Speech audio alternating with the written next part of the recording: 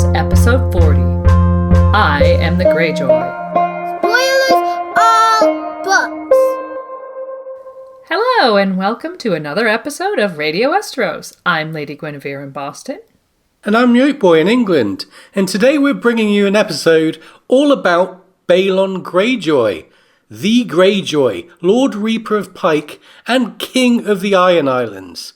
However briefly. Well, we've covered the War of the Five Kings and all of the other kings involved, so we thought it only fair to take a close look at Balon. We'll start with some Iron Islands and House Greyjoy history before talking our way through what we know of Balon's early years, his ascent to the Seastone Chair and First Rebellion, the years following, and his Second Rebellion and death. And we'll close the episode with a look at the aftermath of Balon's death, which concerns all of his family pretty closely. And since 2 of his children and 2 of his brothers are POV characters, and we expect all of them to figure prominently in the action of The Winds of Winter, this should segue nicely into some upcoming things we have planned.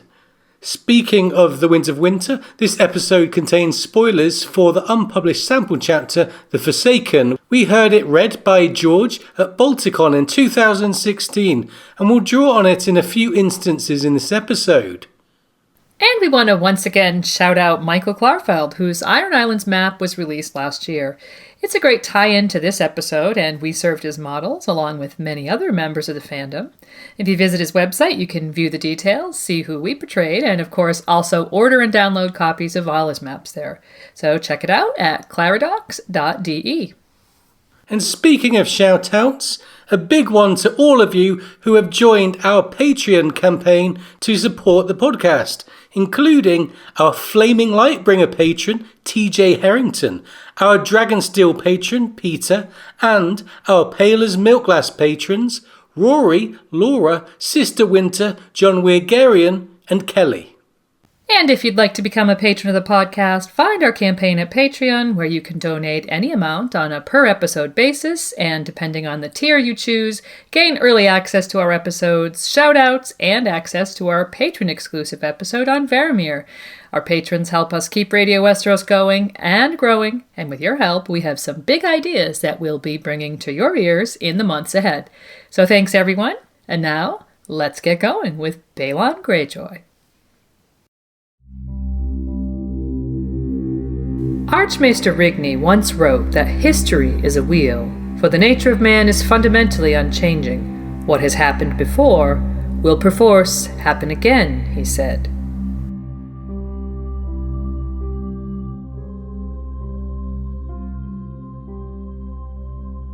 So we'll begin our analysis today, as we often do in character studies, with an overview of the history of the Greyjoy family and the Iron Islands. In real life, history can give us the gift of understanding the present, and it's no different in A Song of Ice and Fire.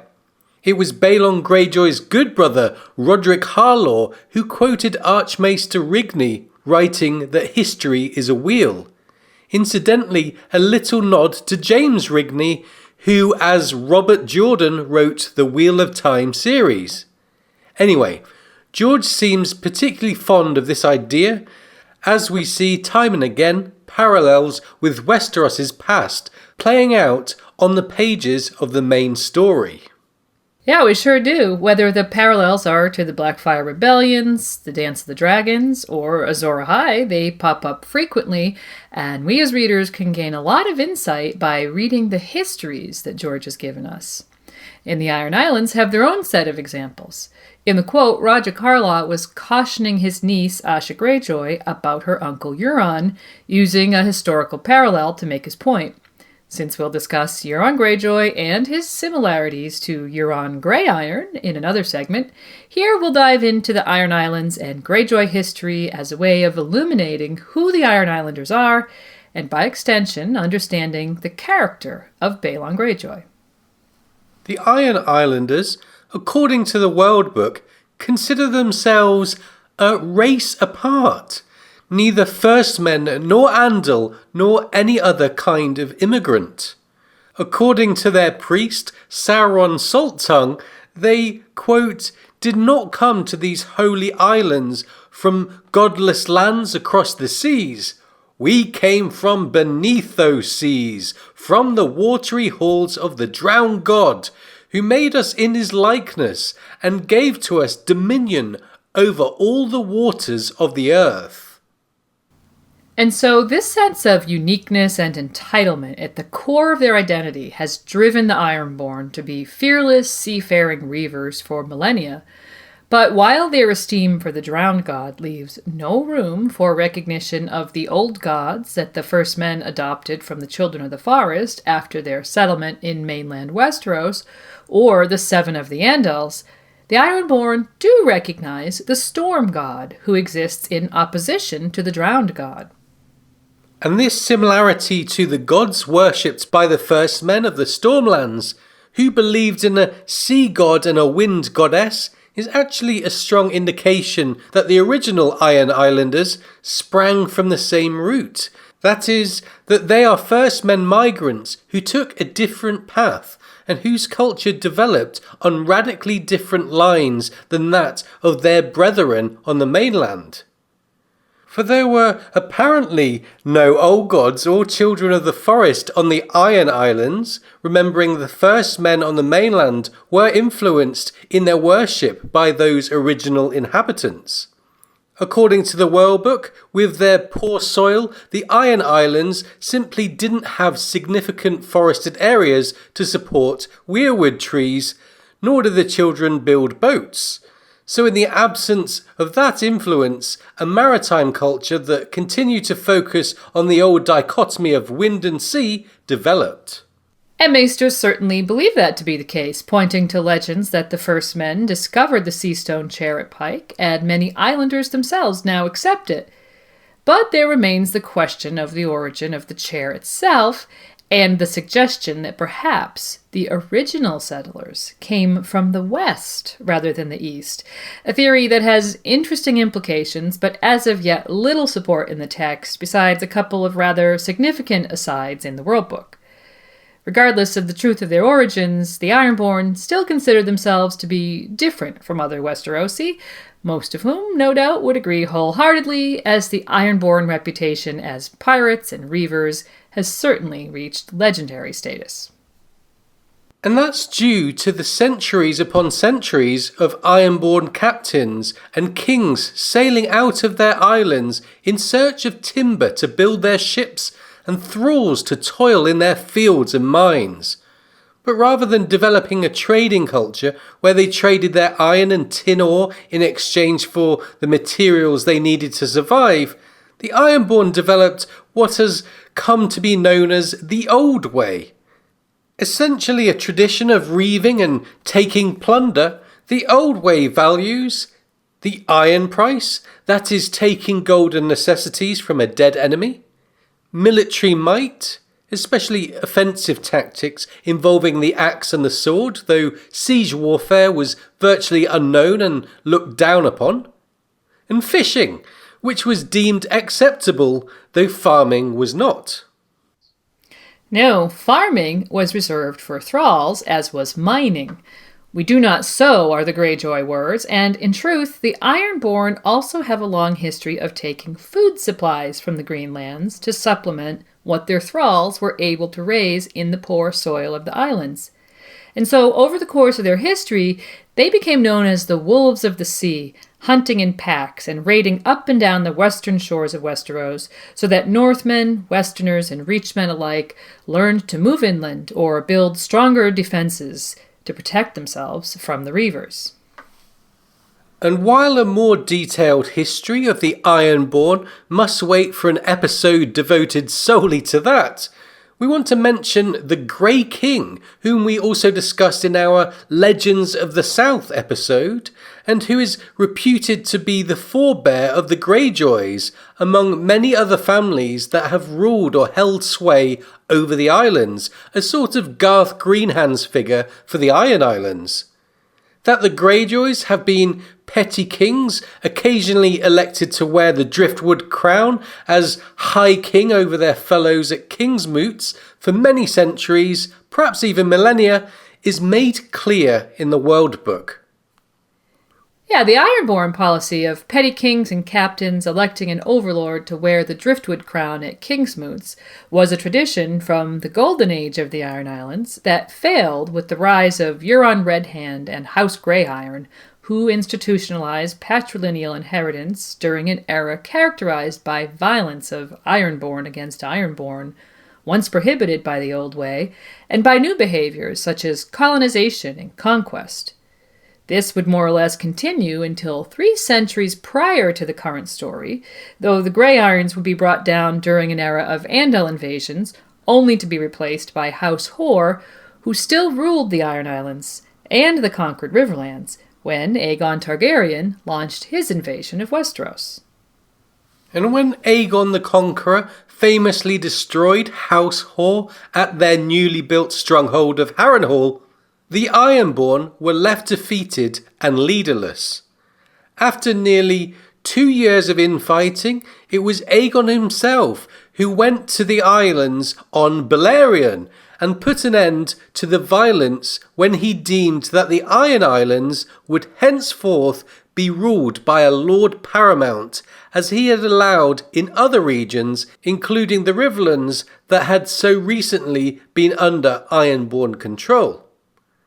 He allowed the islanders to choose their own leader, and from the surviving lords of the islands, Balon Greyjoy, the Lord Reaper of Pike, emerged as the newly styled Lord of the Iron Islands. So, the seat of House Greyjoy is at Pike, a castle on the island of the same name. The text tells us, "The Greyjoy stronghold stood upon a broken headland, its keeps and towers built atop massive stone stacks that thrust up from the sea. Bridges knotted Pike together, arched bridges of carved stone and swaying spans of hempen rope and wooden planks." Pike is so ancient that the sea has eroded the cliffs and headland it was built upon and left the castle structures on individual islands. Beyond a curtain wall and a series of outbuildings on the headland, access to the individual keeps, including the Great Keep which houses the ancient Seastone Chair, is by bridge or walkway. It's a bleak and grim locale, which we'll discuss again later, but by all accounts, Balon Greyjoy was a cautious man who made wise choices in his rule from the Seastone Chair. That's right, he didn't quite outlaw reaving, but he did make sure that mainland Westeros was safe from his subjects by forbidding reaving within the Seven Kingdoms. Lord Vicon also allowed Septons back to the islands for the first time in generations, and proclaimed he was Aegon's man, and as such worked to preserve the Targaryen king's interests. He ruled from Pike with a firm hand, and passed his temperament on to his son Goran. Where Lord Goran differed from his father was in his acceptance of having the faith on the islands. Yeah, after putting down a revolt during the reign of King Aenys I, Lord Goran claimed as his reward the right to expel the Septors and Septons from the islands. For many years this would remain the status quo, but still the Greyjoys steadfastly refused to allow a return to the old way, and in spite of the harshness of life on the islands, maintained their nominal loyalty to the Iron Throne. It was Dalton Greyjoy, known as the Red Kraken, who inherited the Seastone Chair not long before the civil war that would become known as the Dance of the Dragons, who would make the first significant move towards restoring Ironborn dominance of the waves since the conquest. A fierce fighter who loved 3 things according to the World Book: the sea, his sword, and women, Lord Dalton saw the dance as an opportunity to begin a campaign of reaving up and down the west coast of Westeros, nominally in support of Rhaenyra Targaryen's blacks. Wielding the Valyrian steel sword Nightfall, Dalton made inroads into the west, including sacking Lannisport and taking Fair Isle. Lord Dalton's reign of terror was unchecked by the end of the dance and the commands that came from the Council of Regents to cease his reaving. In the end, he was killed in his sleep by a woman at Faircastle, and within days of his death, chaos broke loose in the islands as his salt sons struggled to secure the succession. While it's unclear who exactly succeeded Lord Dalton, it is clear that Targaryens were eventually able to subdue the islands and that the Greyjoys retained their lordship, as the World Book goes on to tell us of a succession of Greyjoy lords and their deeds during the century and a half that followed. At the time Targaryen dominance of Westeros reached its nadir with the reign of the Mad King and Robert Baratheon's rebellion, the Iron Islands were ruled by Lord Balon Greyjoy. Balon is accounted by most as the wisest man to sit the Seastone chair in the modern age, being a reformer who desired to increase ties with the rest of Westeros. But he was also a large man, 6.5 feet tall, and a fierce fighter who commanded the respect of his fellows. In his youth, he fought in the War of the Ninepenny Kings in the Stepstones, that conflict which preceded Robert's rebellion, and brought so many lords paramount or their heirs into close contact and friendship with one another. Yeah, we've talked about this before and really can't say enough how much it's implied that the bonds forged during that final gasp of the Blackfyre rebellions really shaped the events of Westeros in the years leading up to the end of the Targaryen dynasty. Lord Balon saw the value to his relatively poor region of forging stronger bonds with his neighbours, bonds based upon friendship and trade rather than fear and rapine. For many years of his rule, so strong a lord was he that few would oppose him openly in his quest for reform. Lord Balon was married 3 times. Aeron Greyjoy recalls that, quote, 9 sons had been born from the loins of Balon Greyjoy from those 3 marriages. His first wife was a lady of Stonetree, a house whose very sigil brings the non-existence of weirwood trees, which turn to stone in the centuries after they die, on the Iron Islands, into question. Lady Stonetree bore 3 sons, the first of whom was Harlan, who contracted grayscale at some point in his youth, and the latter 2 of whom died in infancy. Quelon's second wife was a lady of House Sunderly, who bore 5 sons and eventually died from an unspecified cause. And Lady Sunderly's sons are the Greyjoys we all know and love. Balon was the eldest, followed by Euron, Victarion, Uragon, and Aeron. At some point after her death, Quelon married a 3rd time, this time to a woman from House Piper.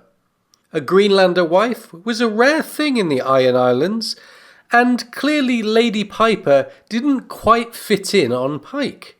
She bore 1 son, Robin, who was recalled as a sickly idiot years later by his half-brother Aeron, and died in childbirth not long after her husband was killed in battle. While Lord Quelon seems to have been a decent enough sort with his progressive ideals, something was clearly amiss back at home.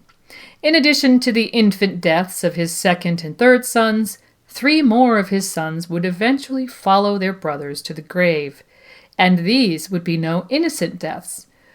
When George read the Forsaken sample chapter from The Winds of Winter aloud at Balticon in 2016, we learned much and more of the horrors of Quelon's 5th son, Euron.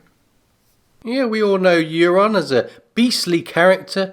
In fact, we view him as the new villain of the piece in a story where the villains keep getting worse, from Joffrey to Ramsay and now Euron.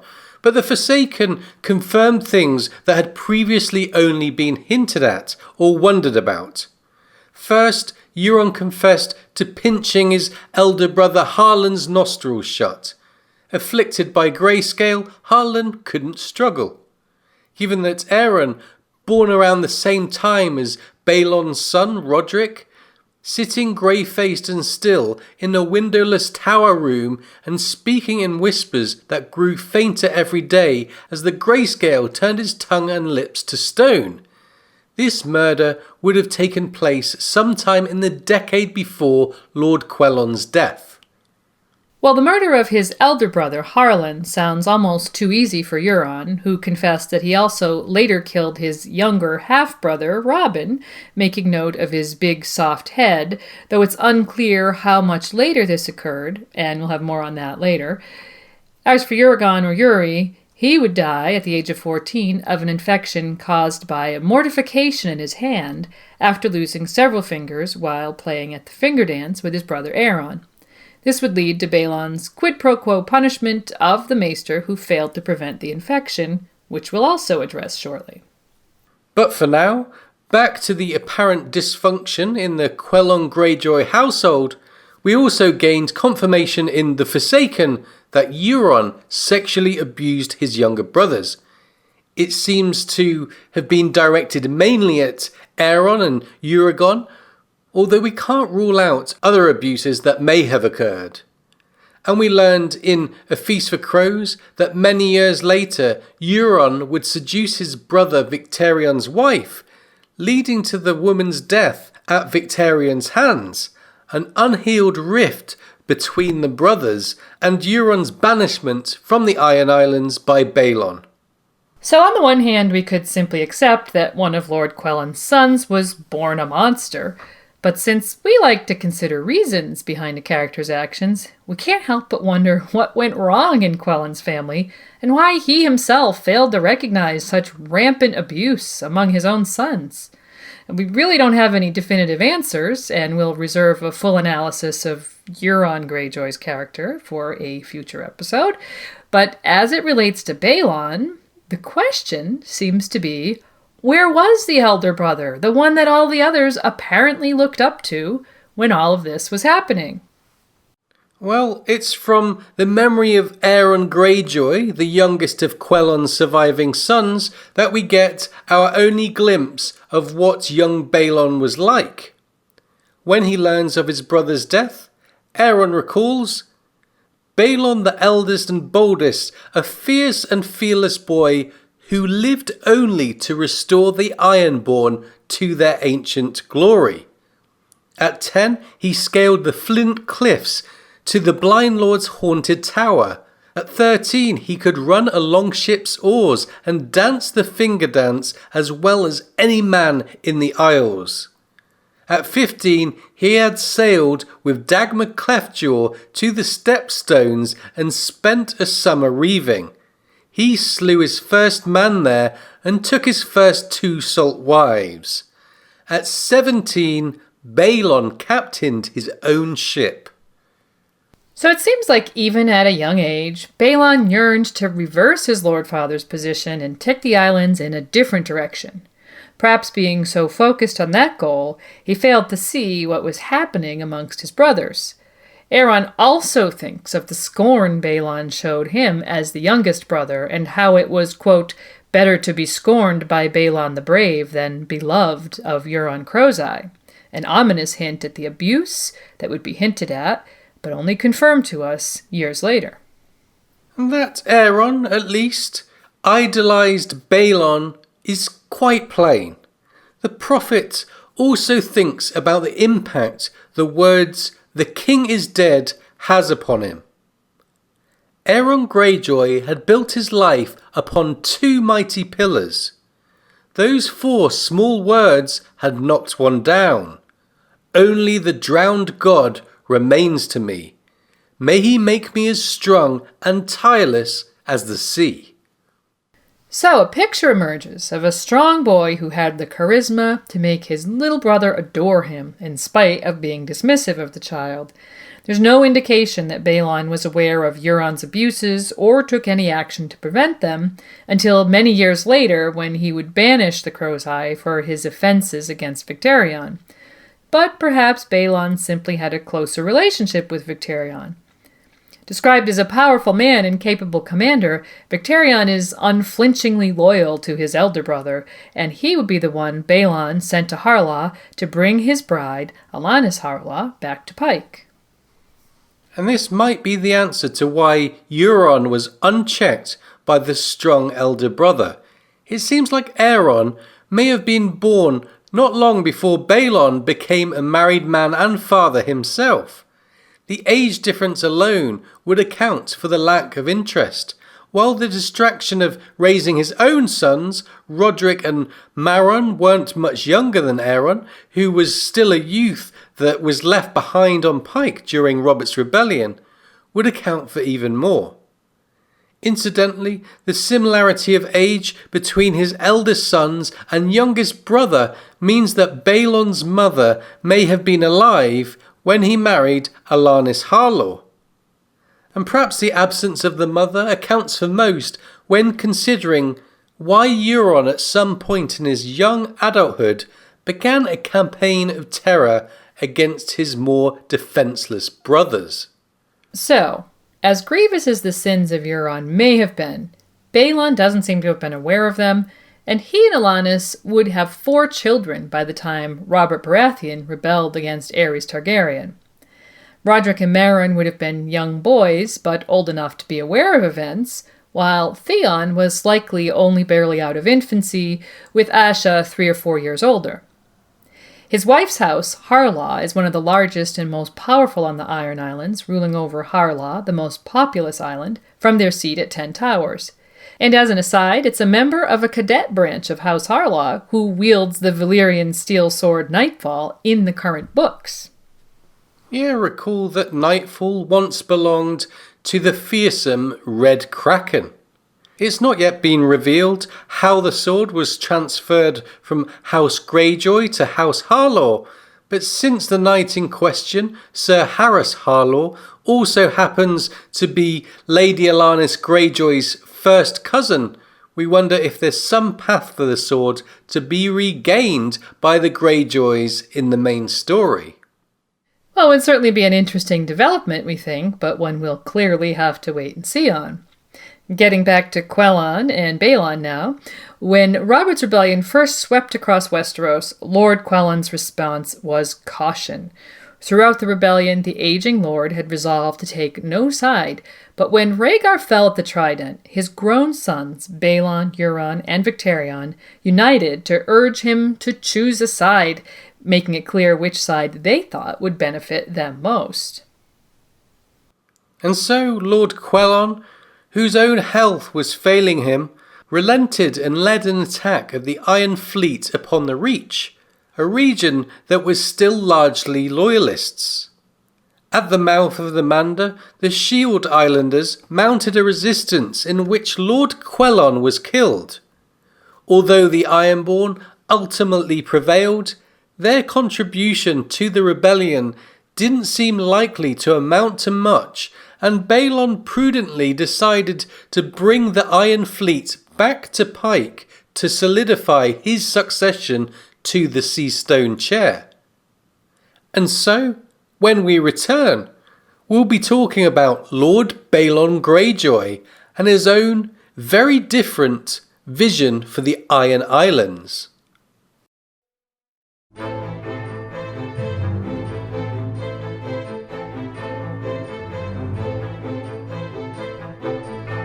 Lord Quelon never returned from his last voyage. The drowned god in his goodness granted him a death at sea.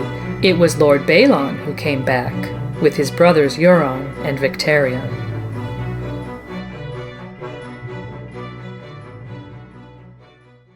Balon Greyjoy's arrival back at Pike marked a new era for the Ironborn.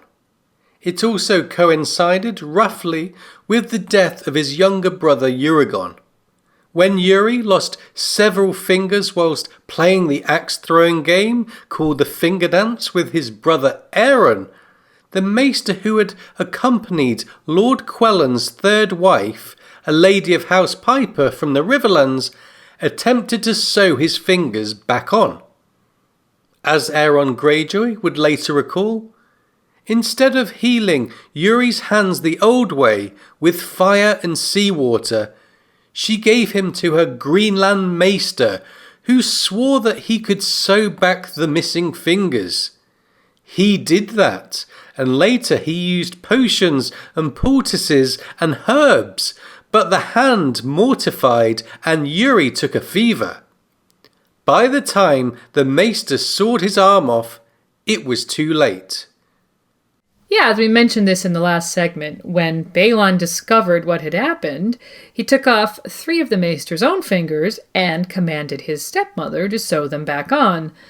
The maester, quote, died raving, and Lady Piper herself died not long after, birthing a stillborn daughter, the last of Lord Quelon's children. And although it's not specified, we find it likely that Euron's murder of Little Robin happened not long after this, as the lad would have now lacked the protection of his mother, and the urge to cleanse the family of the Greenlanders would likely have been very strong at that point. And the World of Ice and Fire tells us most of what we know of the early years of Balon's lordship.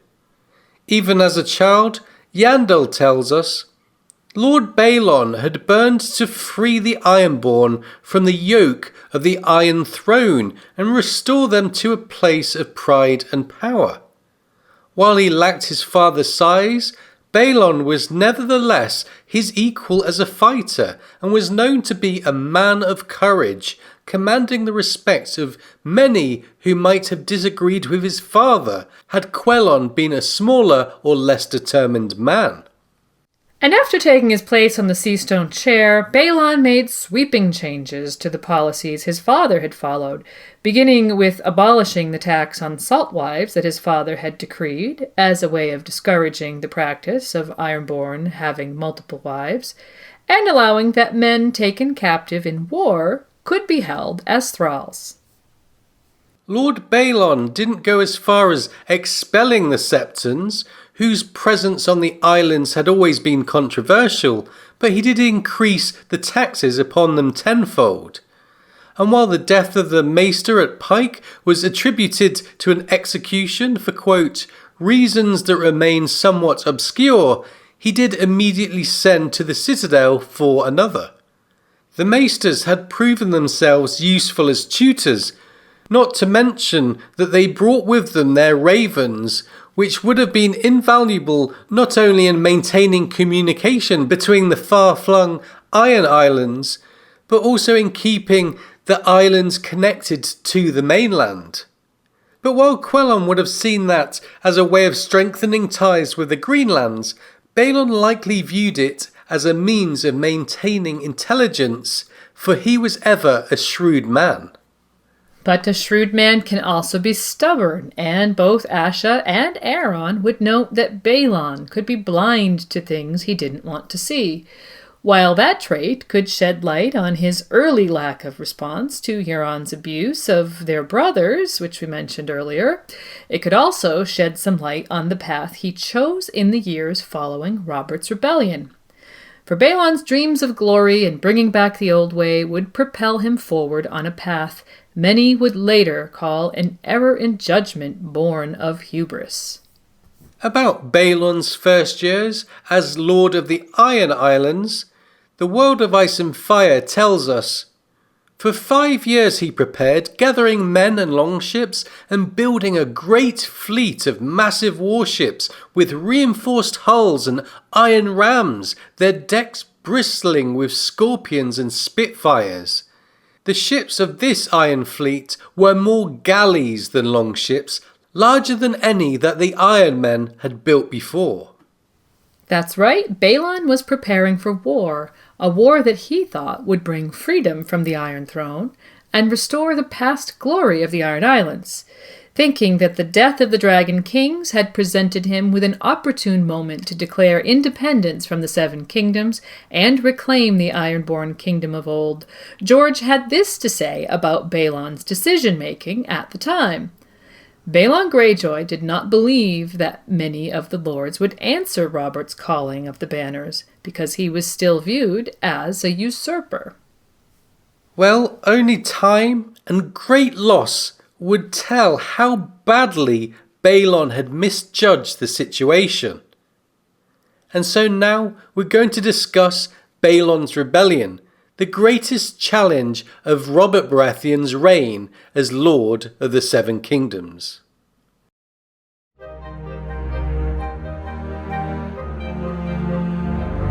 Lord Quelon had spent most of his long reign avoiding war. Lord Balon began at once preparing for it. For more than gold or glory, Balon Greyjoy lusted for a crown.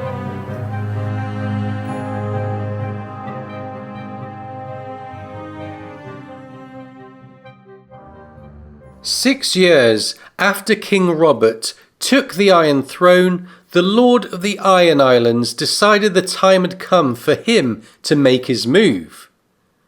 George has said, Balon believed that Robert, as a usurper, might not have the strong support of the other lords the way that a Targaryen king would have. He also thought he could defeat Robert at sea.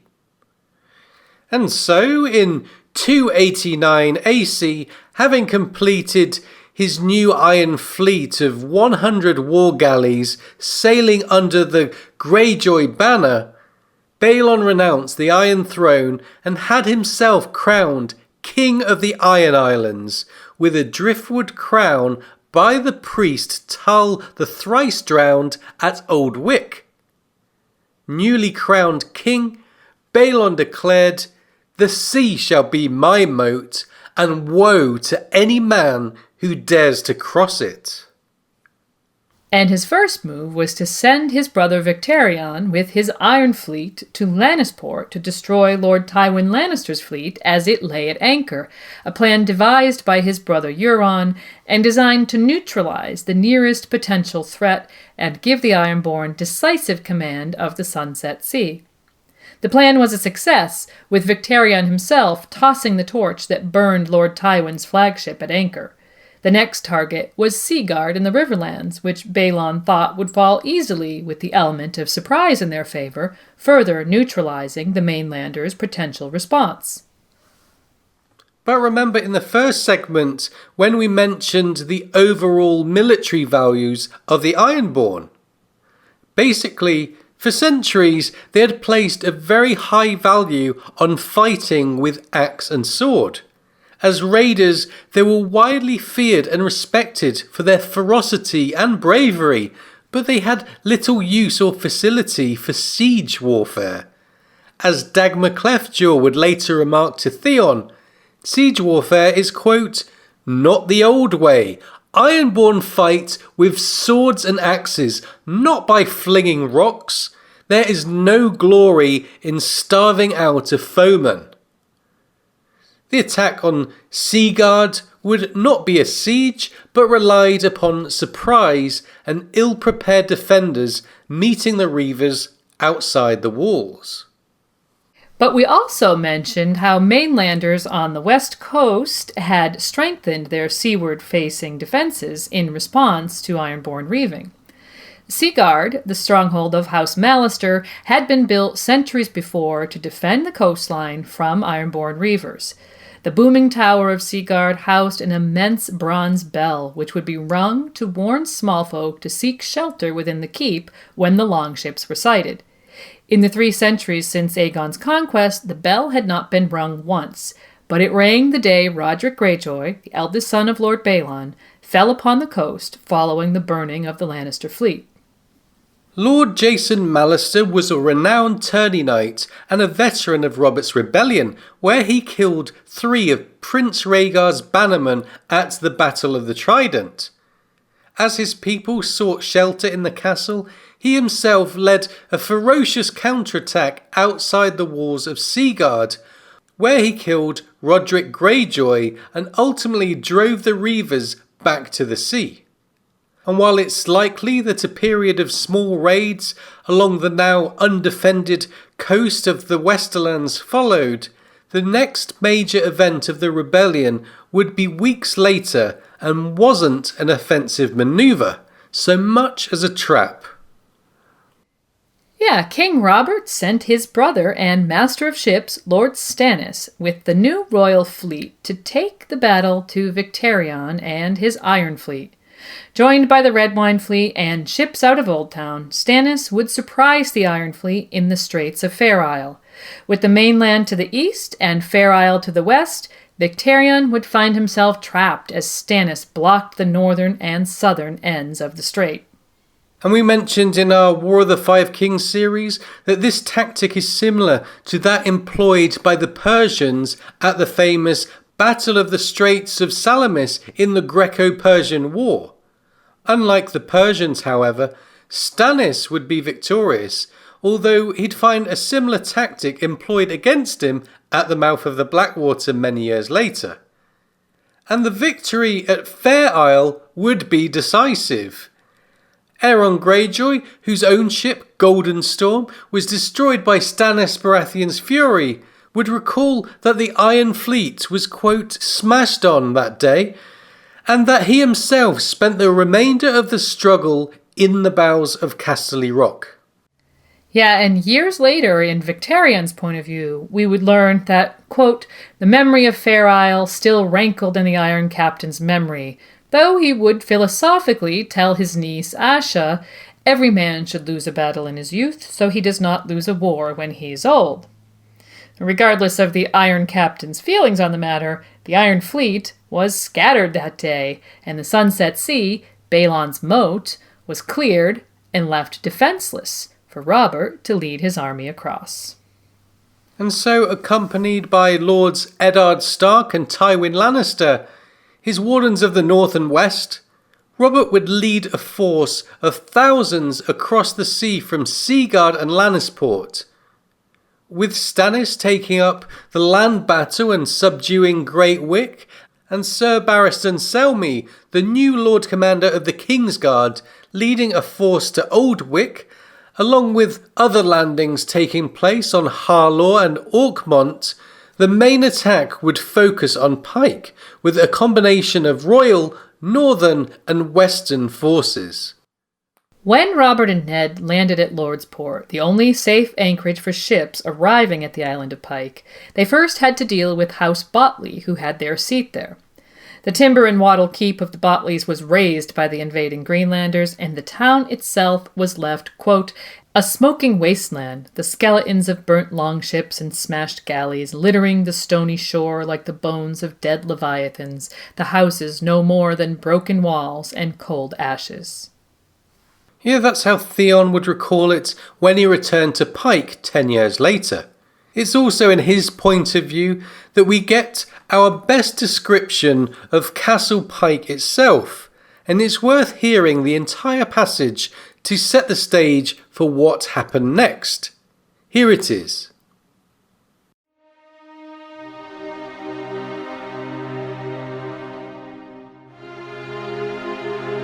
The point of land on which the Greyjoys had raised their fortress had once thrust like a sword into the bowels of the ocean, but the waves had hammered at it day and night until the land broke and shattered thousands of years past. All that remained were 3 bare and barren islands and a dozen towering stacks of rock that rose from the water like pillars of some sea god's temple, while the angry waves foamed and crashed around them.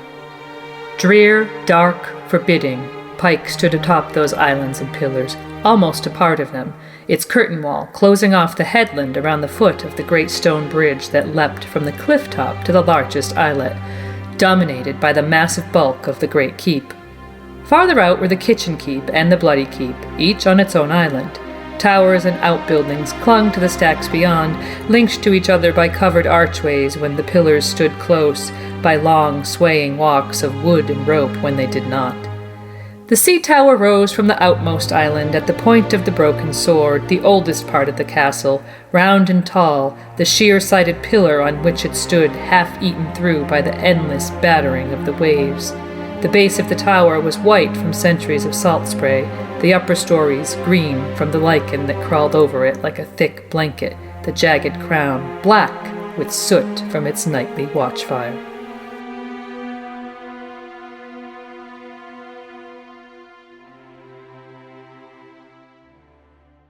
So, a grim and atmospheric picture of Pike there, and in the final moments of Balon's rebellion, the ironborn lack of experience and even scorn of siege warfare would come into play.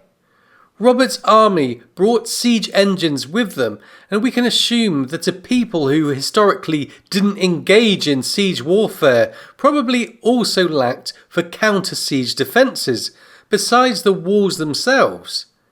And so, after a brutal barrage of stones from the catapults, the south tower of the curtain wall would crumble, with Balon's second son, Maron, being crushed in the collapse. And Theon would recall watching from the sea tower as the wall collapsed and Robert and his men stormed through the breach, Robert with his warhammer and his army with torches ablaze. In the tales of the storming of Pike are a veritable who's who of Westerosi warriors. Thoros of Myr was first through the breach with his red robes and terrifying flaming sword. Not far behind were Lord Jorah Mormont and Jacelyn Bywater, both of whom would be knighted by Robert in the aftermath.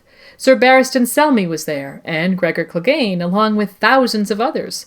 Old Nan's nameless grandson, Hodor's father, perished in the attack on the walls.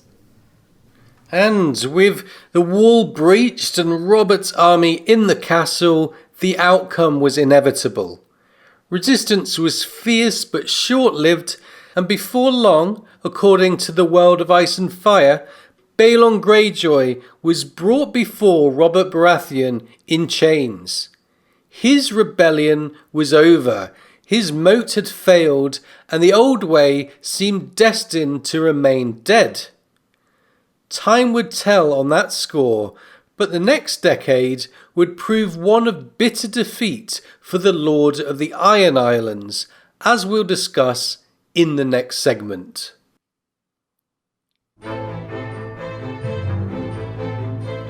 You may take my head, but you cannot name me traitor. No Greyjoy ever swore an oath to a Baratheon.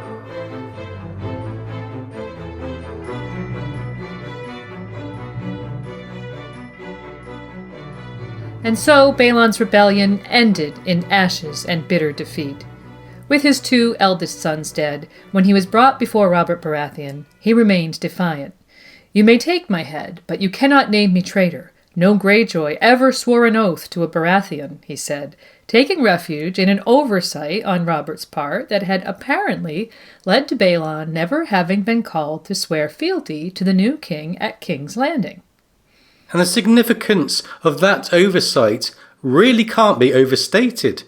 When Robert died in A Game of Thrones, we saw much being made of lords being summoned to swear fealty to the new king, Joffrey, starting with Ned Stark, but certainly not ending there. Swearing fealty in a feudal society was an important contract where a vassal swore his loyalty and service to his liege lord. The rewards and service could vary, as could the relationships between liege and vassal, but the swearing of oaths is the key to the feudal relationship, and we see it referred to over and over in A Song of Ice and Fire, as some lords choose to swear to Robb or Renly or Stannis as their king, and we see the Reeds journey to Winterfell to swear an oath to the new lord, Robb, with Bran as his representative. So it seems that Robert somehow neglected to demand this oath from Balon Greyjoy following his own successful rebellion and ascent to the Iron Throne. For a period of nearly 6 years, Balon was apparently allowed to stay in the Iron Islands, left to his own devices, raising a fleet of warships, while Robert looked the other way. We think this is somewhat typical of the Robert we know, who didn't appear to enjoy the more difficult aspects of ruling. And certainly if Balon had failed to do something that was expected of him, it would be more than awkward and possibly something Robert might like to avoid or just hope would come to nothing in the end. And as much as we might wonder about it, we cannot know if Balon had been summoned and refused, or if Jon Arryn had been aware that this was trouble waiting to happen and perhaps urged Robert to do something about it. It's simply never mentioned beyond this one line, and so we're left to speculate.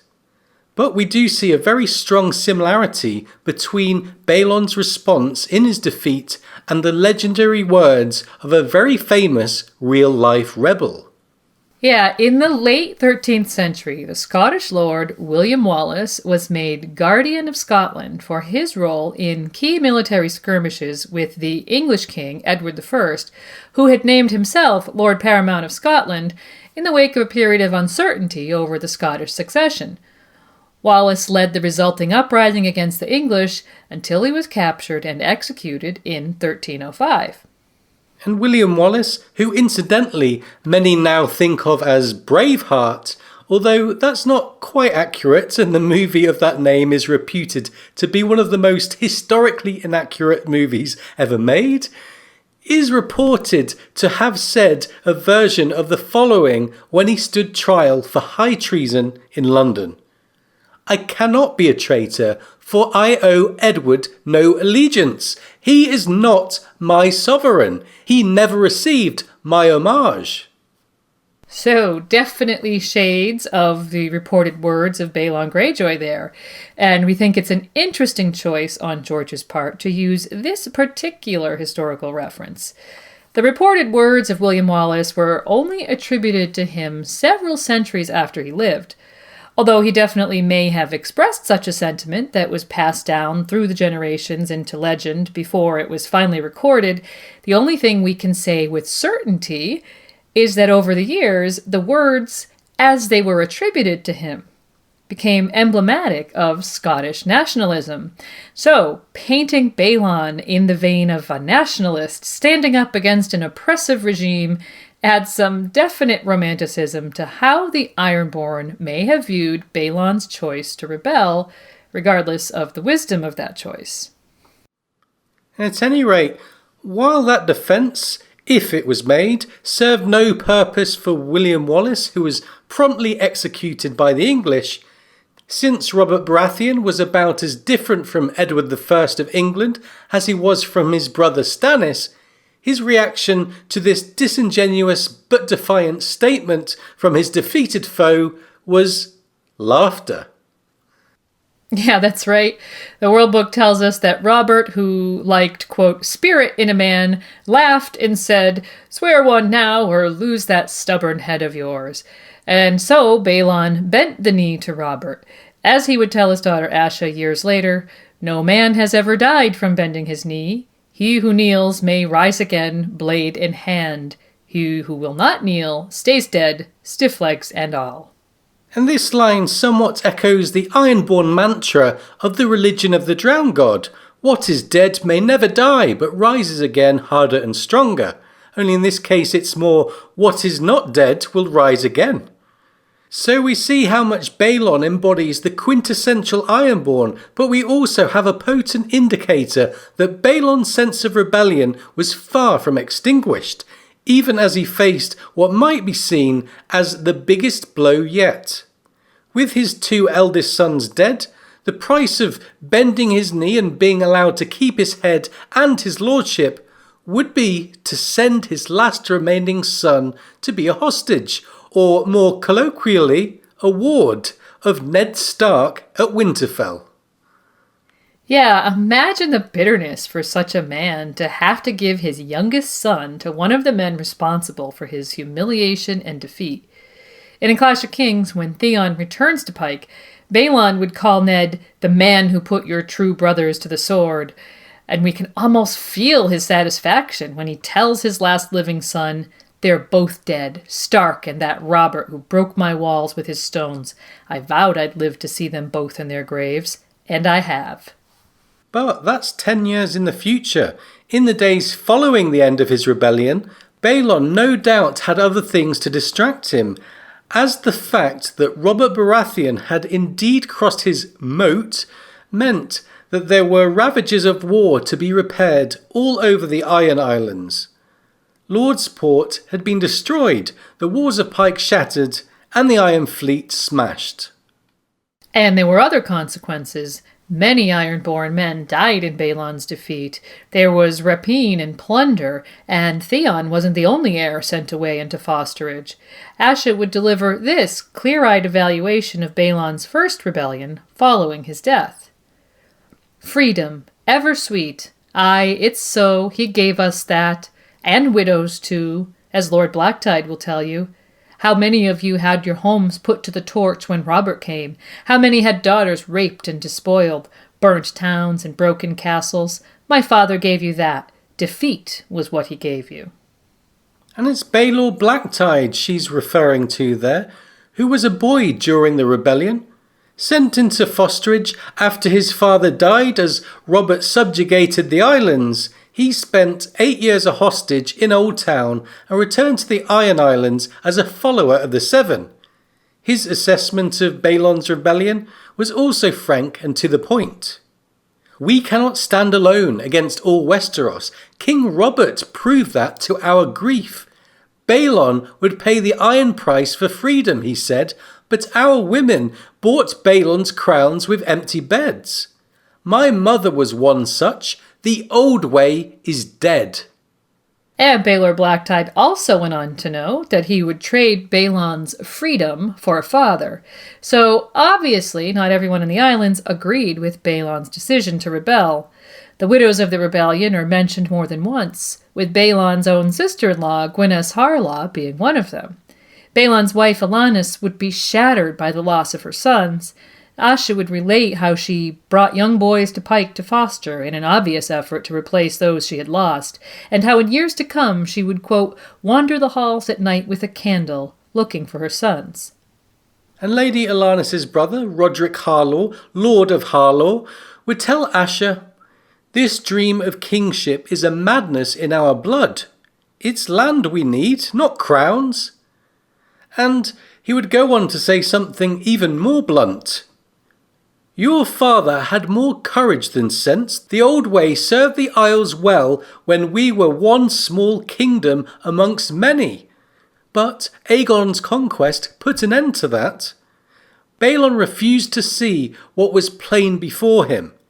The old way died with Black Harren and his sons." Yeah, Asha herself would reflect that while she loved her father, she, quote, did not delude herself. Balon had been blind in some respects. A brave man, but a bad lord. So truly the judgment of history, or even that of his own family members, would not vindicate Balon's choices. A romantic rebel fighting oppression is how he may have seen himself, but clearly many of his people, dealing with poverty, loss, and humiliation, did not see it in that light. So Balon obviously would have had his hands full as he and his vassals worked to repair the ravages of his rebellion on the islands. But rather than doing so out of a sense of honour and living up to his new vows to Robert, as we see other lords doing both historically during the Targaryen conquest and following Robert's rebellion, or even with some remorse for the wounds done to his people, we get the sense Balon was recalcitrant, biding his time, and that, as the years passed, his bitterness and pride only hardened to a steely resolve to not only prevail in his dream of restoring the old way, but to have his revenge upon those who had humiliated him. Yeah, we don't know much about how things went in the Iron Islands during those years, except that walls and castles and buildings were repaired. Otherwise, life on the island seems to have gone on much as before. When asked how things had changed in his home, Balon Greyjoy would tell his nephew Theon, "Men fish the sea, dig in the earth, and die. Women birth children in blood and pain, and die. Night follows day. The winds and tides remain. The islands are as our God made them." But to be sure, Aeron himself was much changed. He had been a youth when his father died during Robert's rebellion, and a young man during Balon's first rebellion, captaining his ship Golden Storm, which sunk off Fair Isle in the battle with Stannis Baratheon's royal navy. Aeron was held captive at Casterly Rock, and was probably released only following his brother paying a ransom of some sort to his captors. But sometime after that, he would have a life-changing near-death experience at sea. Yeah, Theon recalls how his uncle had been amiable, feckless, and quick to laugh, fond of songs, ale, and women. Aeron himself thinks of his early manhood as filled with folly, and that he was, quote, young and vain, and it's heavily implied that his drinking and comical behavior were an effort to mask some hidden traumas from his early life, namely the death of his brother Euron, for which he felt responsible, and the unnamed terror wrought by his elder brother Euron. But when Aeron was drowned and then washed ashore still living, everything changed. He would say, "The sea washed my follies and my vanities away. My lungs filled with sea water, and the fish ate the scales off my eyes. When I rose again, I saw clearly."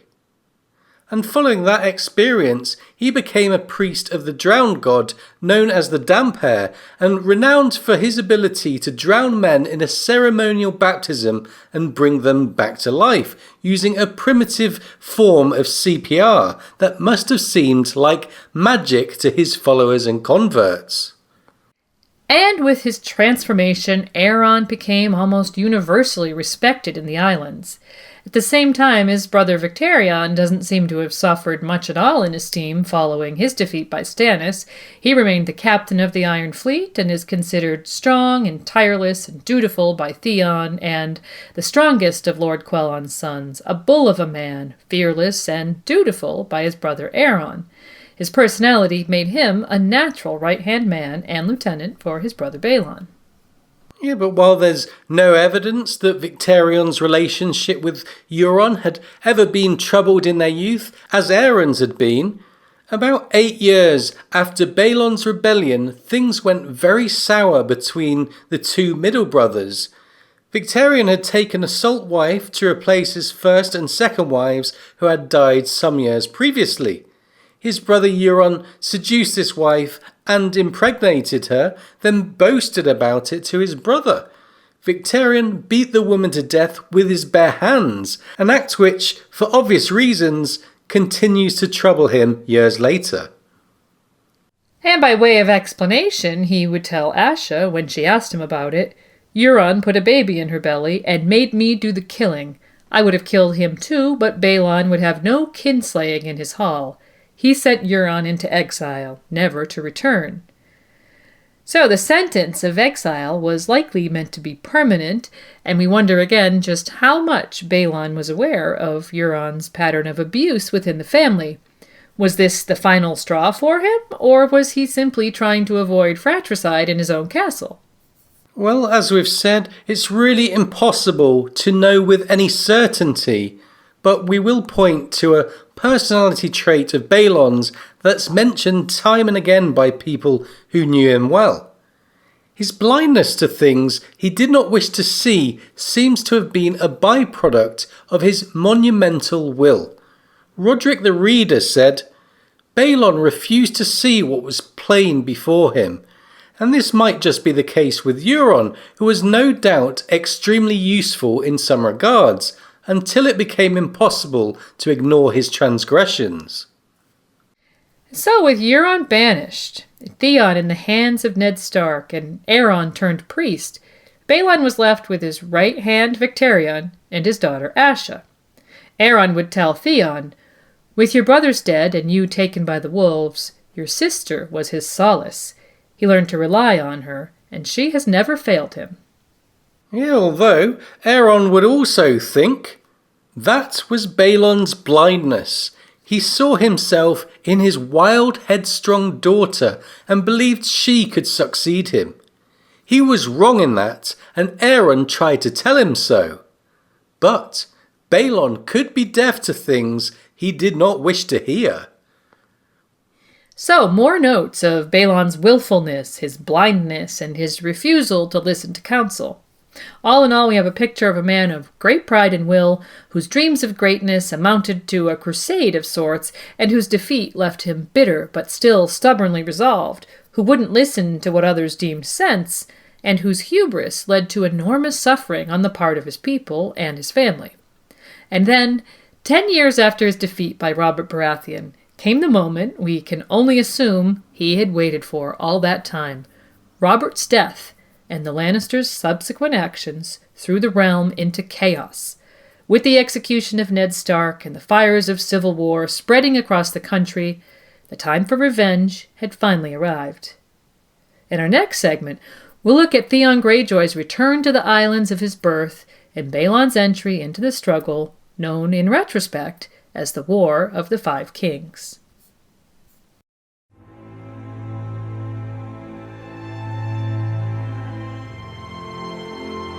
You reward yourself handsomely for a notion and a few lines of scribbling.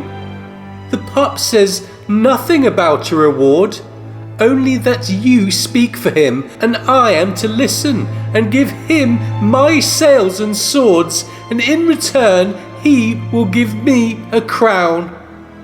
he will give me a crown. A poor choice of words. What is meant is what is said. The boy will give me a crown, and what is given can be taken away.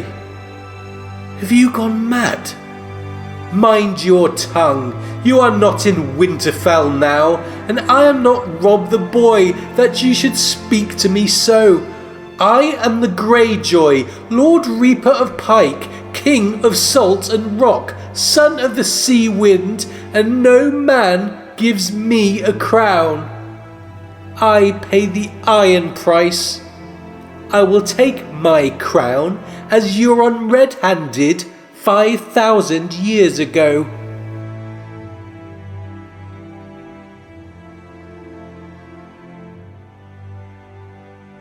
When Robert Baratheon died and the Lannisters executed his father, Robb Stark became Lord of Winterfell and, shortly thereafter, King in the North. At his side for all of it was Theon Greyjoy, his foster brother, who was as much hostage as ward. Perhaps the clearest indicator to this was the fact that, although Theon had long since attained the age of manhood, he had remained at Winterfell rather than returning to his family. This wouldn't be the case with a simple ward who would traditionally move on to knighthood or otherwise taking up his adult responsibilities with his family upon reaching manhood, as in fact Ned Stark had done following his fosterage with Jon Arryn, and his brother Brandon had done following his years in Barrowton with Lord Dustin.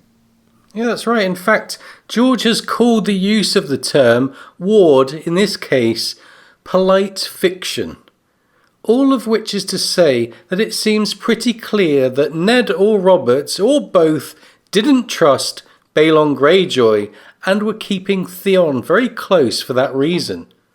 As Balon's only living son, Theon was certainly his heir by all the laws and understanding of the Greenlanders, and in fact Ned said as much to Catelyn when they met briefly in King's Landing following his arrival there, telling her, "From this day on, I want a careful watch kept over Theon Greyjoy.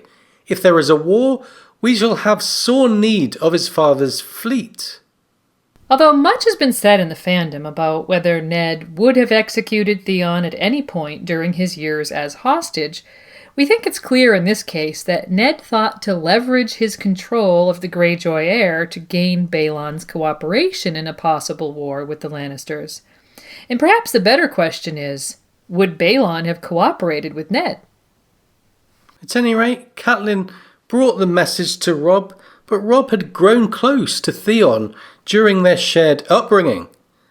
Theon would think that he had, quote, a certain affection as for a younger brother, for Robb Stark, whilst telling his father, "He heeds me, I have earned his trust, he looks on me as an older brother." And Bran would note how inseparable Robb and Theon had become following the departure of Ned and Jon from Winterfell, and even more so when trouble arose in King's Landing and Robb was taking counsel on the course of action he should take. But while Theon was close in Robb's counsels and fought bravely at Whispering Wood and the Battle of the Camps, Catelyn Stark couldn't forget her husband's words. Within weeks of Ned's death, Robb was planning to send Theon as an emissary to Balon, but his mother disagreed strongly, as seen in this passage. "I would sooner you sent someone else to Pike and kept Theon close to you. Who better to treat with Balon Greyjoy than his son? Jason Mallister," offered Catelyn, "Tytos Blackwood, Stevron Frey, anyone but not Theon." Her son squatted beside Grey Wind, ruffling the wolf's fur and, incidentally, avoiding her eyes. "Theon's fought bravely for us. I told you how he saved Bran from those wildlings in the Wolf's Wood. If the Lannisters won't make peace, I'll have need of Lord Greyjoy's longships." So Robb almost exactly quotes his father there about needing Balon's cooperation. And while Robb may have been in general agreement with Ned about the need for Balon's longships, He went seriously astray in assuming that Theon could negotiate that alliance and that Balon could be trusted. Furthermore, we've discussed elsewhere that Theon had designs on a crown of his own very early on, and likely suggested his mission to the Iron Islands to Robb as a devious way of securing it, manipulating the situation to his own end. Well, in fact, Catelyn saw the danger and suggested sending anyone else, and perhaps someone else would have seen the plain truth that somehow evaded Theon when he arrived in Lordsport some months after Ned's death. After observing the changes in the harbour town, Theon turned his attention to the ships in the harbour itself. In addition to the usual trading vessels and fishing boats, it says, a great number of longships, 50 or 60 at the least, stood out to sea or lay beached on the pebbled shore to the north. Some of the sails bore devices from the other islands. So Theon briefly wonders about this, noting correctly that it appeared his father had begun the muster of the Greyjoy banners. But arriving at the conclusion that since no one knew of his plan, then his father must have anticipated him or simply be acting out of caution. He gave no more thought to the matter. A more seasoned man may have wondered what exactly Lord Balon was planning to do with his fleet once it was assembled, and at the timing of the muster.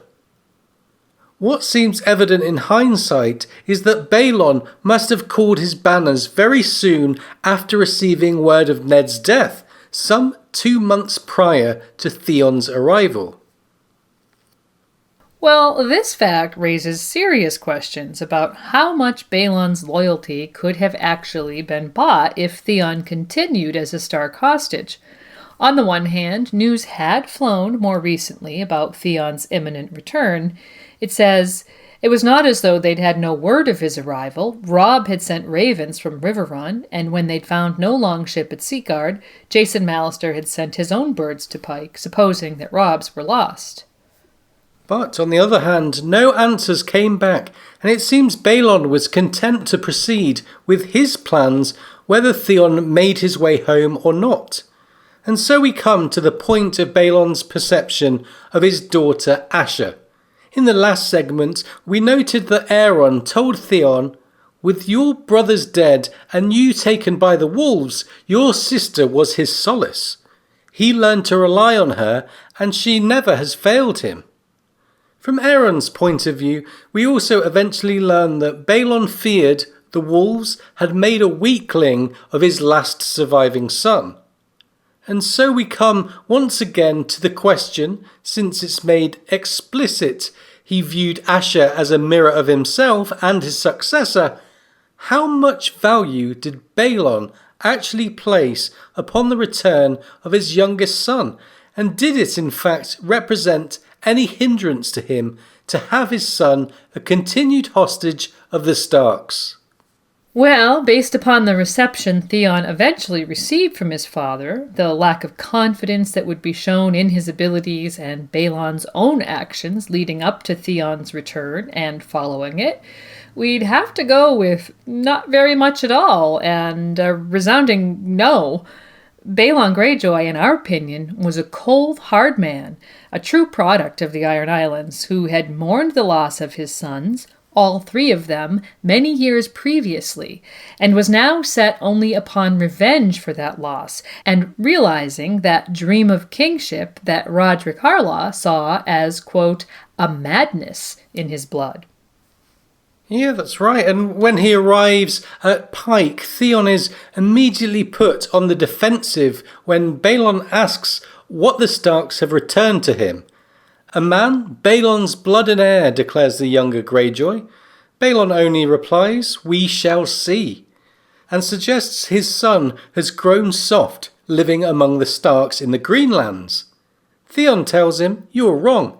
Ned Stark was my jailer, but my blood is still salt and iron. But Balon doesn't seem to believe his son's words. It becomes clear that he's still angry with Ned and Robert, though both are now dead, and that he holds a sizable grudge against the living Starks for the loss of his sons. Right, and when, as we heard, Theon refers to Robb as a brother, Balon grows angry and reminds his son of the two brothers he lost in Balon's rebellion. Theon doesn't seem to mourn their passing, or hold any particular grudges in their deaths, but he is put on warning that he must tread carefully around this father, who is a stranger to him. So Balon's clearly looking for actions to convince him where Theon's loyalties lie. When Theon presents Robb's offer of an alliance, Balon is dismissive and declares his intention to take his crown in the old way, by paying the iron price, not by forging alliances or humbly accepting one as a gift. Yeah, he does, and Theon at first is shocked by his father's anger and refusal.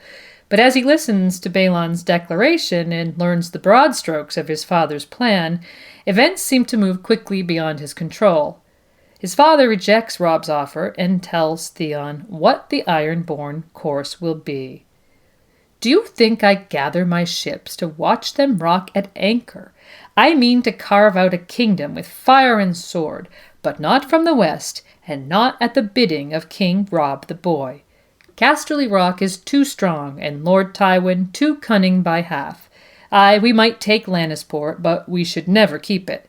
No, I hunger for a different plum, not so juicy sweet, to be sure. Yet it hangs there, ripe and undefended." So we see that Balon plans to gain his revenge on Ned Stark at last by striking at the north.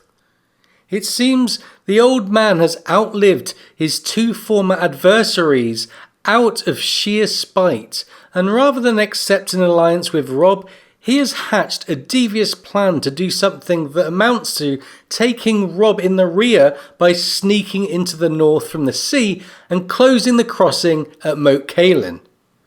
Robb played into Balon's hand by sending Theon as his emissary, although, as we suggested, it's not entirely clear whether Theon continuing as a hostage would have restrained him. And so Theon, along with his sister Asha, who's clearly the favored child and holds much of Balon's confidence, along with Balon's right-hand man and commander of the Iron Fleet, Victarion, are given commands to take Ironborn ships raiding up and down the west coast of the Stark lands. Asha would take 30 longships to Sea Dragon Point, and from there march inland to take Deepwood Motte. Victarion would take the main strength of the Iron Fleet to Moat Cailin to close the neck against any returning northern army. Theon, though, would strike first, but with only 8 longships under his command, and with his uncle Aeron and Dagmar Cleftjaw along for the ride, he perhaps rightly felt it was hardly even a true command. His target would be the stony shore and the fishing villages along the northern coast, with Balon's hope being that these attacks would draw off what little strength remained to defend the north. Yeah, so while Theon felt that not much faith was being placed in him there, it was a masterful plan by Balon. While the Ironborn could expect very little resistance, with the bulk of the northern levy away fighting in the Riverlands, there were still sufficient fighting men remaining to defend a single point. By beginning with this distraction on the northwest coast, Balon hoped to provide Asha and more importantly Victarion a better chance of succeeding in their missions. But of course, Balon's plan primarily depended upon his invaders keeping a foot in, or at least near, the sea from which they came, and it seemed to stand a good chance of succeeding. Following the initial raids, in which a few men were allowed to escape to bring word to nearby Torrhen Square, Leopold Talhart, the Castellan, did exactly what Balon had predicted and sent a force of fighting men, his own nephew Benfred with his so-called wild hares, to deal with Theon's raiders. But far from being surprised by the defense, the 200 or so Ironborn were able to fall upon the Northerners as they approached and destroy them. Benfred Talhart survived, but when he refused to answer questions and insulted Theon and the Drowned God, he was executed by Aeron and his followers. And then Theon made the decision that would change the complexion of Balon's invasion. Sending his uncle Aeron back to raiding with 6 of the ships under his command, Theon took his own crew straight into the heart of the north, while Dagmar Cleftjaw took a similar group to Torrhen Square to draw away the defenders of Winterfell. Ultimately, Theon's decision to use his knowledge of the Stark seat to seize the ancient fortress with a force of 30 men, wild, devious and clever, represented a desire on his part not only to prove himself to his father, but to take something that he had clearly always envied for his own. And we think it's interesting that while Balon's motivation seems to be vengeance, seasoned with pride and hubris, Theon's aren't really all that different. He craves a sense of belonging, and that has evaded him for most of his life due to the actions of his father and his forced residence at Winterfell, which almost certainly became a symbol of the family Theon wanted desperately to belong to, but never truly would. In defying his father's orders as a way of seeking approval and taking what he wanted, Theon was, in an odd way, channeling the spirit of Balon, perverse, vengeful, and prideful. But far from celebrating his son's daring, Balon would ultimately despair for his judgment, his character, and his life. When his brother Aeron would later tell him of Theon's fate and the sack of Winterfell, Balon's reply confirms our suspicions. "The wolves have made a weakling of him, as I feared. I pray God that they killed him, so he cannot stand in Asher's way." So, getting back to the action, Theon's gambit would succeed after a fashion. Sir Roderick Cassel led the Winterfell garrison out to defend Torrhen Square. The shield wall of the Ironborn, lacking the discipline to withstand a charge of heavy horse, crumbled, and Dagmar led the survivors back to the stony shore, making for the 2 longships that had been left there. In the meantime, over the course of a month-long siege, Asha had managed to take Deepwood with her force of 1,000 men, capturing Lady Sybil Glover and her 2 children. But Victarion's assault on Moat Cailin would be the true objective. Balon would tell his brother, "Once we hold Moat Cailin, the pup will not be able to win back to the north, and if he is fool enough to try, his enemies will seal the south end of the causeway behind him, and Rob the boy will find himself caught like a rat in a bottle." And so, with the bulk of the Iron Fleet, likely more than 60 longships, and, judging by the size of the force Asha is noted to have, upwards of 2,000 men, Victarion would lead a surprise attack up the Salt Spear to the headwaters of the Fever River and march overland 20 miles to take the stronghold of the moat from the rear. Lightly defended by a force of 200 archers who would have been watching the causeway rather than their northern flank, the moat fell easily to the raiders. And now Balon's goal was achieved, but thanks to Theon's impulsivity, he had gained rather more than he had bargained for. The Northmen and their allies couldn't know the truth of the evolution of the action, and of course the initial capture of Winterfell would be seen as part of the plan. But when Theon faked Bran and Rickon's deaths, that action would be laid squarely upon him, as a traitor to the family that had raised him for 10 years. And it's probably around the time that news of his son's act was beginning to circulate that Balon sent his first message to King's Landing, inviting Joffrey to send an envoy to the Iron Islands to, quote, fix the borders between their realms and discuss a possible alliance. This letter would arrive in King's Landing before the Battle of Blackwater, and while Tyrion would find it intriguing, he was too busy with the imminent threat of Stannis' fleet to take any action. And it was some weeks later, not long after the highly significant Battle of the Blackwater took place in the south, that Asha would visit her brother at Winterfell. She would bring him news of Dagmar's defeat and retreat, and a mere 10 men. Theon would tell her, The victory at Torrens Square has given Leopold Tallheart the courage to come out from behind his walls and join Sir Roderick. And I've had reports that Lord Manderley has sent 12 barges upriver packed with knights, war horses and siege engines. The Umbers are gathering beyond the last river as well. I'll have an army at my gates before the moon turns. Reminding him of their orders from their father, she proceeded to point out what Balon knew perfectly well when he devised his plan. Krakens rise from the sea. Our strength is in our longships. Ironborn, she says, should remain close enough to the sea for supplies and fresh men to reach them whenever they're needful. And, she would continue, Winterfell is hundreds of leagues inland, ringed by woods, hills, and hostile holdfasts and castles, and every man in 1,000 leagues is your enemy now. Make no mistake. You made certain of that when you mounted those heads on your gatehouse.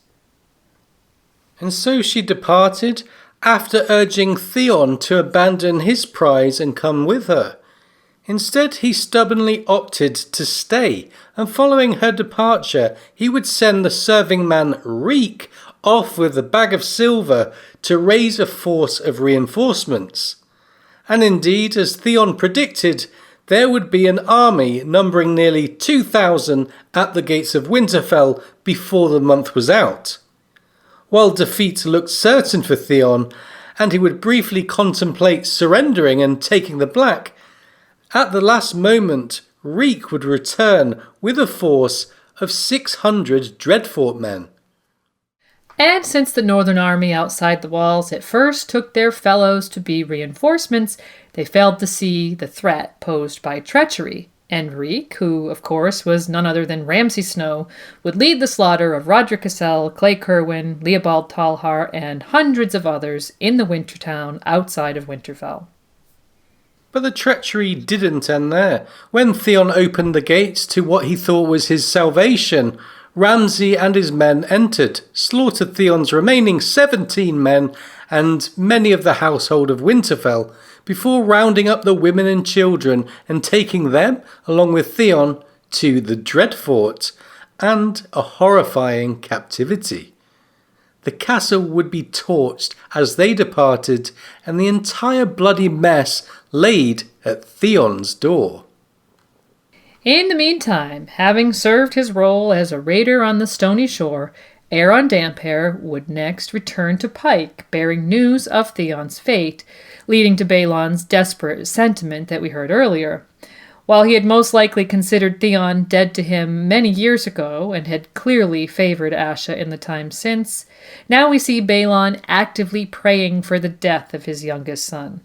Once again, Theon and his father aren't separated by much in their reasoning, as no doubt Theon himself would shortly be praying for the very same thing. And now, with hardly any Northmen left to oppose them, Dagmar Cleftjaw would return to Torrens Square and take the lightly guarded castle. And so, some weeks later, when Balon would once again write to King's Landing offering terms of an alliance, he could claim that his forces now held 3 strongholds in the north, including the all-important Moat Cailin, and that the Stark seat and most of the northern resistance had been utterly destroyed. So, we've mentioned in our War of the Five Kings series that while Tywin Lannister acknowledged that the Greyjoy longships were now well positioned to menace the West and the Reach, he didn't seem to share the opinion of Lords Tyrell and Redwyne that the North at this point was so valueless that it should be ceded to the Ironborn in exchange for them finishing the Northmen and bringing their navy into play for the final assault on Dragonstone. Well, time would tell that Tywin had his own designs upon the north, with the marriage of his son to the apparently last surviving child of Eddard Stark. And speaking of Dragonstone, within a matter of days, Stannis' Red Priestess would perform a ritual there that would be designed to remove his remaining challengers from the board. Within days of his second letter being considered by the small council, Balon would be dead, apparently having fallen from one of Pike's perilous rope bridges during a storm. Balon Greyjoy's second rebellion was at once more successful and with much higher stakes than his first. As he seems to have done 10 years previously, he himself never left Pike and had little to do with the action. He chose once again to send his family members as trusted lieutenants in his stead and equipped them with a sound strategy of his own devising. The strategy was safe and easy, one of taking a virtually undefended territory from someone who was offering terms of alliance and therefore didn't suspect a threat. Theon's gambit at Winterfell notwithstanding, Balon more than likely felt himself to be successful in those last weeks of his life. Balon Greyjoy's strength lay in his iron will, his embodiment of the iron-born ideal and his stubborn pursuit of his dream. His daughter Asha would recall his stubbornness and his bravery. His brother Victarion would call him a great man, and Aeron would deliver a clear-eyed assessment of Balon, thinking, quote, "If age and grief had turned Balon bitter with the years, they had also made him more determined than any man alive." Unfortunately, Balon had another brother, one who neither worshipped him nor saw him as a brave leader. In fact, it would seem, in the end, that Euron Greyjoy saw his elder brother as nothing more than an impediment to his own dreams, and perhaps Aeron had it wrong when he named the eldest Greyjoy more determined than any man alive. Euron would prove the lie of that when he sailed back to Pike one day after his brother's death, returning from an exile that had been laid upon him for the term of Balon's life. And so, when we return, we'll be taking a very close look at the death of Balon Greyjoy, who was involved, and how it was accomplished and foreshadowed in the text.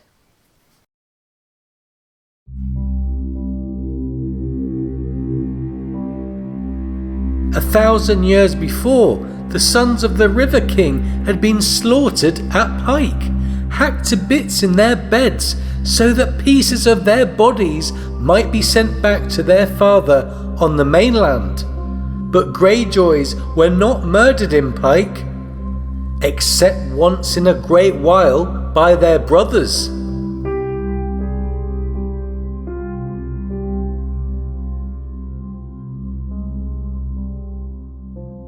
The first time we hear of Balon's death for certain is in A Storm of Swords as Catelyn travels through Hagsmire to the twins in the lead-up to the Red Wedding. Fittingly, it's a sailor, the captain of the Miraham, who had delivered Theon to the Iron Islands half a year previously, who delivers the news. And here's the passage. "My last port of call afore Seaguard, that was Lord's Port on Pike. The Ironmen kept me more'n half a year, they did. King Balon's command, only, well, the long and the short of it is, he's dead." Balon Greyjoy? Catelyn's heart skipped a beat. "You are telling us that Balon Greyjoy is dead?" The shabby little captain nodded. "You know how Pike's built on a headland, and part on the rocks and islands off the shore with bridges between. The way I heard it, in Lordsport, there was a blow coming in from the west, rain and thunder, and old King Balon was crossing one of them bridges when the wind got hold of it and just tore the thing to pieces. He washed up 2 days later, all bloated and broken. Crabs ate his eyes, I hear." So this captain also details the arrival of Balon's brother Euron, rather suspiciously returned from years of exile no sooner than Balon was cold.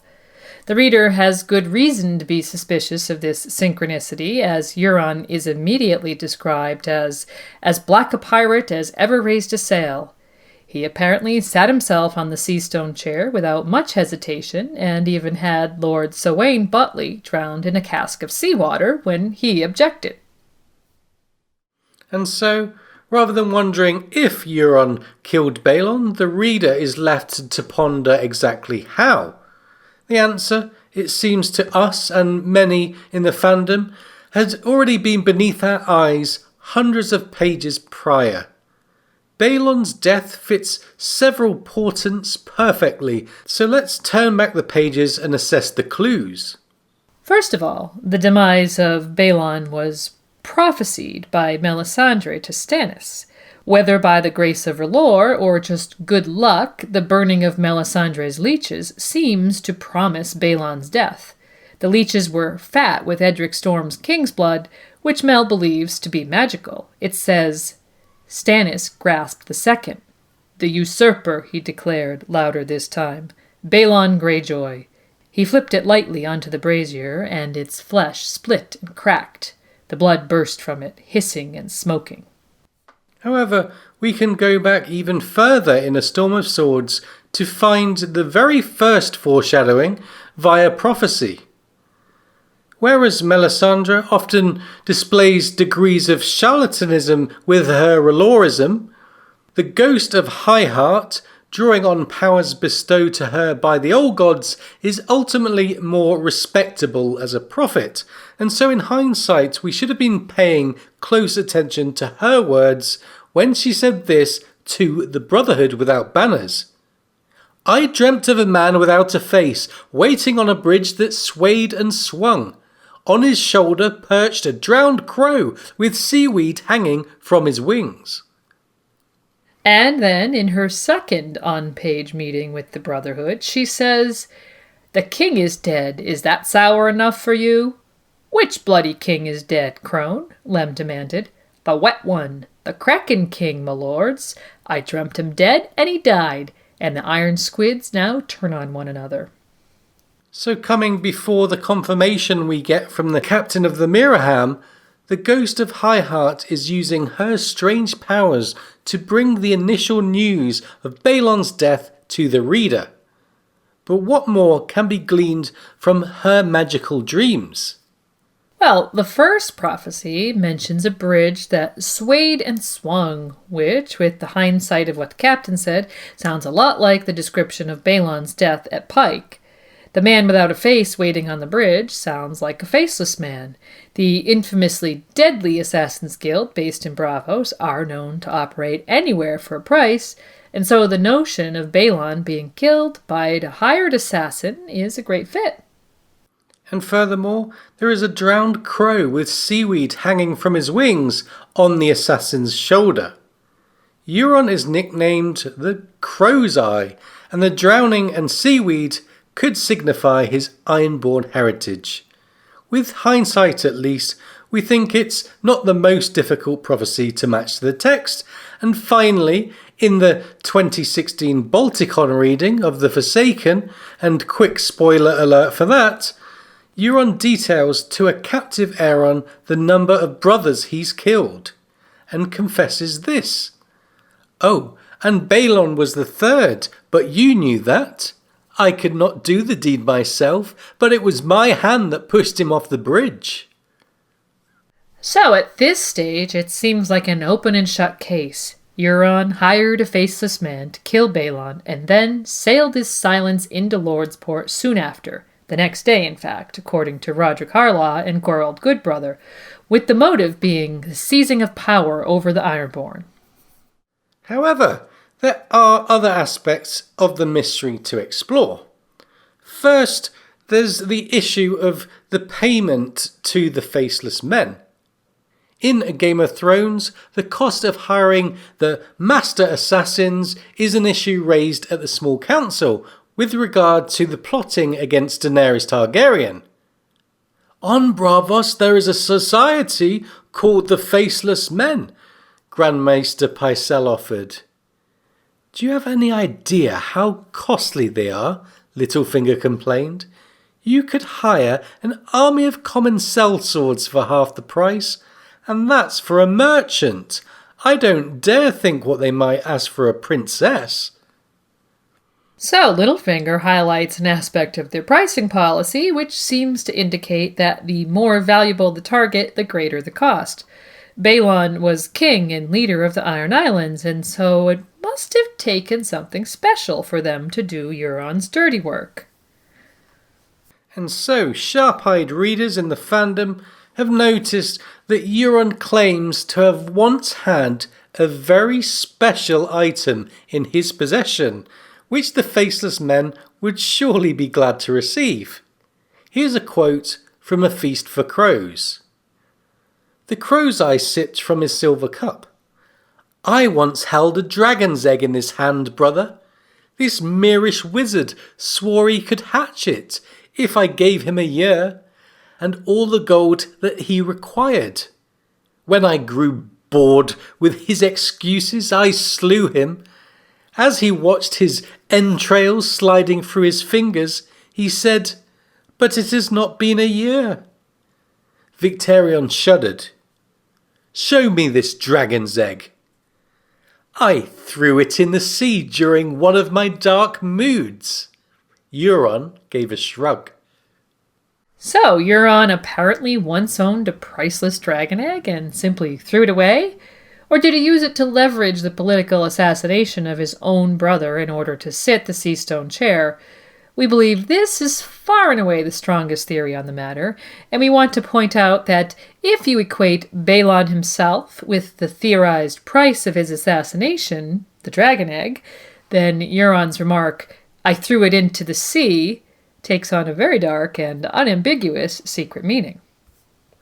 And the final aspect of this mystery to consider is if the assassin was a character we know. Jaqen H'ghar is a highly skilled faceless man in Westeros. He left Harrenhal a month or two before Balon's death, only to reappear months later in the Reach. With no indication of what he did in that time, we can't rule him out as Balon's murderer. There's no telling when Euron could have made contact with the guild, or what Jaqen's mission in Westeros may have entailed. However, there are more than one Faceless Men, and it could be that Euron made contact with the House of Black and White and then transported someone over on his ship, letting the Faceless Man travel ahead and complete the murder before sailing into Pike himself. Yes, so there are options. And we noticed a couple of historical parallels that are of interest here. On the subject of the Faceless Men, there's the story of Harlan Hoare. Harlan was the heir of King Corwin the Cunning, and was about to come into power as Corwin lay dying. But he was suddenly killed after allegedly falling from his horse. Some blamed Harlan's younger brother, while others suspected the work of a faceless man.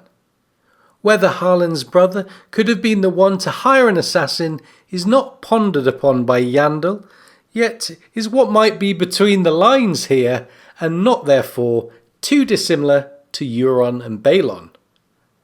Yeah, and finally, we're not the only ones to see shades of Euron Greyiron in the situation. Here's the full quote from A Feast for Crows that we opened the episode with. Archmaester Rigney once wrote that history is a wheel, for the nature of man is fundamentally unchanging. What has happened before will perforce happen again, he said. I think of that whenever I contemplate the crow's eye.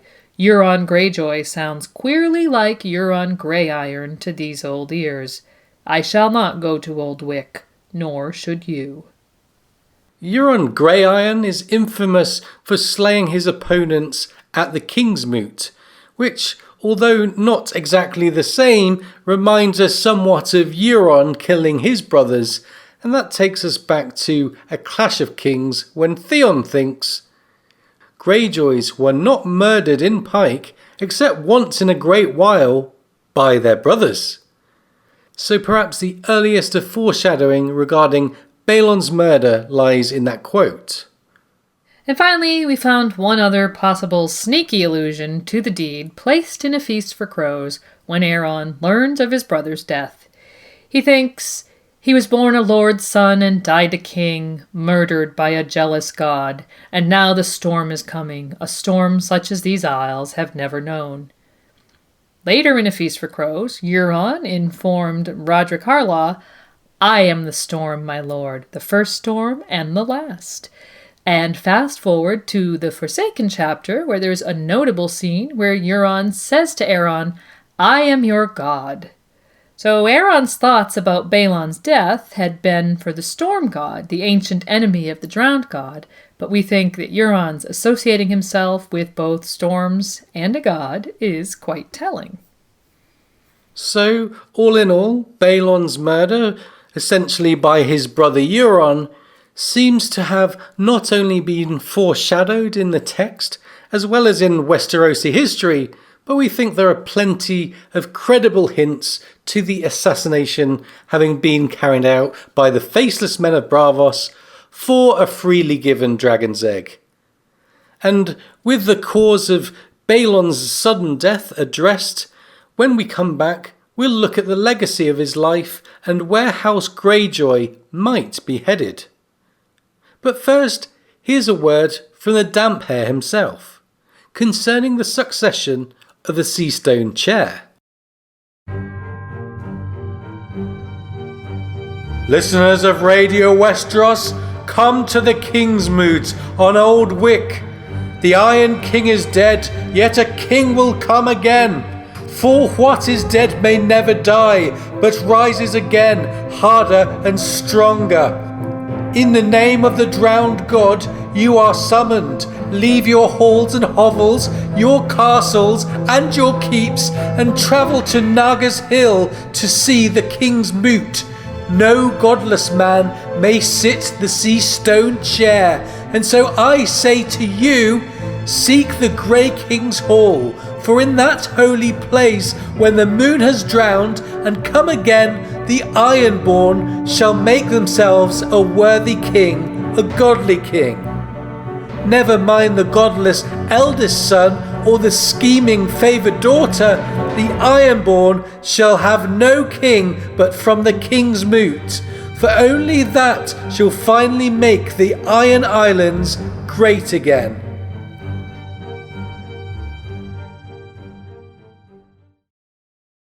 With the death of the eldest Greyjoy brother, it doesn't take long before we see the truth of the words of the Ghost of Highheart. The iron squids now turn on one another.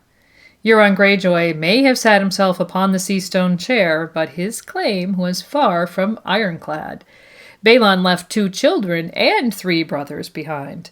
While Euron is the elder of the surviving brothers, he had been banished from the islands by the previous leader, and certainly Balon's surviving children would seem to have a better claim than his, according to both Greenland law and the tradition that had been followed in the islands since Euron Greyiron put an end to King's Moots by killing all of his challengers at Old Wick, earning himself the sobriquet Euron Redhand. And with Asha determined to press her own claim, and Aeron with no desire to put himself forward, but holding the traditionalist view that no woman could sit the Seastone chair, equally determined to see his brother Victarion succeed Balon, the stage was set for a contested succession.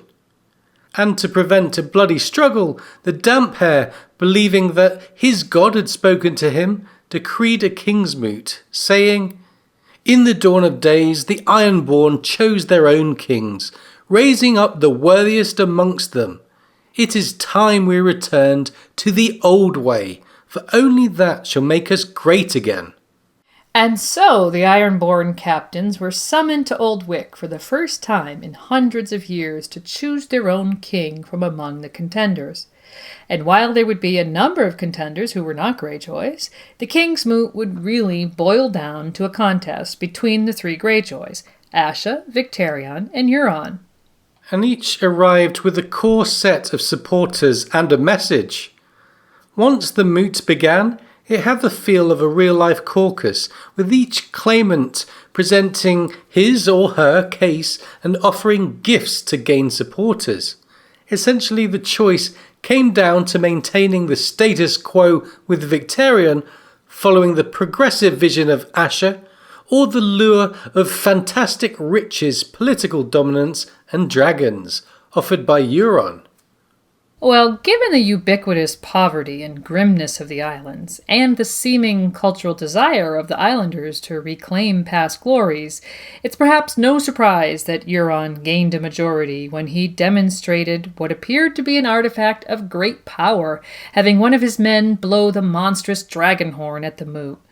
Although there seems to have been a missed opportunity for Asha and Victarion to merge their supporters and form a single bloc, as it happened, they split the more level-headed voters, and the crown was awarded to Euron amidst his theatrical presentation and ostentatious promises.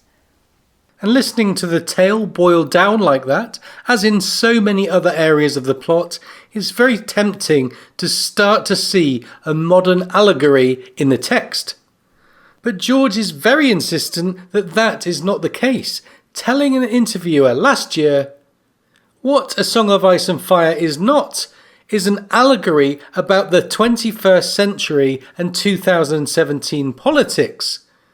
The people who try to apply that are as wrong as the people who tried to do that with Tolkien, talking about Lord of the Rings being about World War II. It wasn't about World War II, it was about the War for the Ring. If there are any politics being reflected in my books, it's the politics of the 100 Years' War and the Crusades and the Wars of the Roses, not anything that's happened in 2017. So perhaps the real takeaway is that political machinations are omnipresent and that history repeats itself, which brings us right back to the quote we began the episode with. History is a wheel, for the nature of man is fundamentally unchanging. What has happened before will perforce happen again. Yeah, and appropriately enough, we ourselves have come full circle there. And anyway, in the wake of Euron's victory, many who had opposed him fled the islands. Asha and Tris Botley, whose father Sylwain had been murdered by Euron, fled back to the mainland. Roderick Harlaw quietly returned to Ten Towers, and Baelor Blacktide, who loudly refused to acknowledge Euron, was captured while attempting to leave Old Wyck, executed, and then cut into 7 pieces in a mockery of his belief in the faith of the Seven. Of Euron's brothers, Victarion, in spite of his internal monologue of hate and resentment for the elder brother who had humiliated him, hewed to his sense of duty and chose to remain as Euron's captain for the time being. After leading the attack on the Shield Isles, Victarion would be sent off to Slaver's Bay to retrieve Daenerys and her dragons for his brother. His loyalty to Euron would become increasingly less certain during that journey, and time will tell whether duty or ambition will prevail for the Iron Captain. As for Aeron, and spoilers for the Winds of Winter here, he refused to acknowledge the brother who had terrorized his youth. He left the Kingsmoot determined that a mistake had been made. He told Victarion of his intention to raise the small folk of the islands against Euron. The captains and the kings raised Euron up, but the common folk shall tear him down. I shall go to Great Wyck, to Harlaw, to Orkmont, to Pike itself. In every town and village shall my words be heard. No godless man may sit the sea-stone chair. Well, as we learned from the Forsaken chapter, it seems to have taken Victarion a mere few hours to betray his younger brother to his elder, as the Damphair was seized by Euron's men as he prayed for guidance from the drowned god on the shore of Old Wyck, and would spend the next many months as a captive aboard Euron's Silence. But that fact would not be common knowledge. As in A Dance with Dragons, both Asha and Victarion would think of Aeron preaching on the islands, trying to raise the people and the wrath of the drowned god to overthrow Euron's rule. And much as Asha had her uncle in her thoughts and wondered if he could help her raise the islands, her friend Tris Botley would warn her against such a plan. But in doing so, he would make an offhand reference that points to something we think will be pretty significant in the Winds of Winter and beyond. Even if you did find your Uncle Damphair, the two of you would fail. You are both part of the Kingsmoot, so you cannot say it was unlawful called, as Torgon did. You are bound to its decision by all the laws of gods and men. So what starts as an offhand reference to a bit of Iron Island's history leads to a more complete telling of the tale of Torgon the Latecomer. Torgon Greyiron was the king's eldest son, but the king was old and Torgon restless. So it happened that when his father died, he was raiding along the Mander from his stronghold on Greyshield. His brothers sent no word to him, but instead quickly called the Kingsmoot, thinking that one of them would be chosen to wear the driftwood crown. But the captains and the kings chose Uragon Goodbrother to rule instead. The first thing the new king did was command that all the sons of the old king be put to death, and so they were. After that, men called him Bad Brother, though in truth they'd been no kin of his. He ruled for almost 2 years. Torgon came home and said the king's moot was unlawful since he had not been there to make his claim. Bad Brother had proved to be as mean as he was cruel and had few friends left upon the Isles. The priests denounced him and the lords rose against him and his own captains hacked him into pieces. Torgon the Latecomer became the king and ruled for 40 years. Asha's reaction to that historical reference is dramatic. And the inference seems pretty clear. Her own brother Theon had been absent from the King's Moot and hadn't been given the opportunity to be there to make his claim. There's clearly a precedent for Euron's King's Moot to be declared unlawful, at which point presumably another moot would be held and a new leader chosen. We think it's unlikely Asha is thinking that her brother Theon would be able to win the acclaim of the Ironborn lords and captains, but it is highly likely that someone as clever as she is might see an opportunity to wipe the slate clean or have a do-over of sorts. Yeah, that's right, and it's worth mentioning here that our collective knowledge of what will happen in the Winds of Winter from spoiler chapters is very heavy on Ironborn material, perhaps itself an indication of how significant to the plot these arcs are going to be going forward. We're already working on our massive Winds of Winter recap project, so you can expect to be hearing quite a bit more from us on the Greyjoy family in that context. But for now, we'll sign off our analysis of Balon by summarising the fallout of Balon's second rebellion for the Iron Islands and House Greyjoy. Having favoured his daughter over his son and declared no specific heir, after Balon's death, the way was paved for a King's Moot to be called for the first time in generations.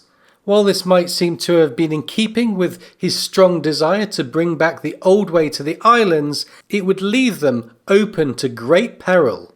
Yeah, although those who chose to make Euron king won't have thought so, we think it's pretty clear that Euron's priorities are, even more than Balon's were, his own selfish ones, and not the betterment of his people, no matter what he might have told them at the moot.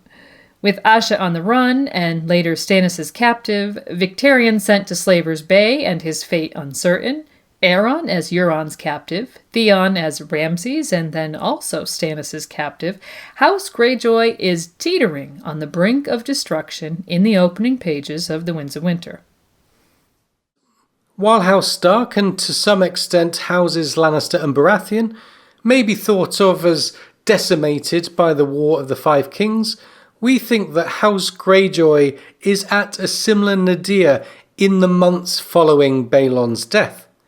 His hubris and drive for vengeance, and his blind ambition for the second time in his rule over the islands, placed not only his people but his own family, children and brothers both in harm's way, and mostly to satisfy his own ego. In the end, one of Balon Greyjoy's most significant thematic additions to the narrative seems to be that of the repetitive nature of history, as we see echoes of both his own past and that of the Iron Islands' history play out in his arc.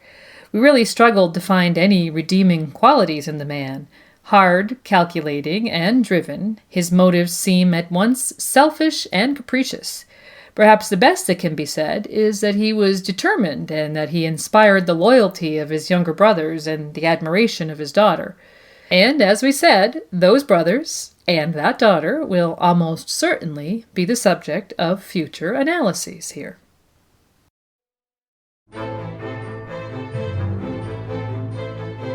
And now it's time for us to give credit where credit is due.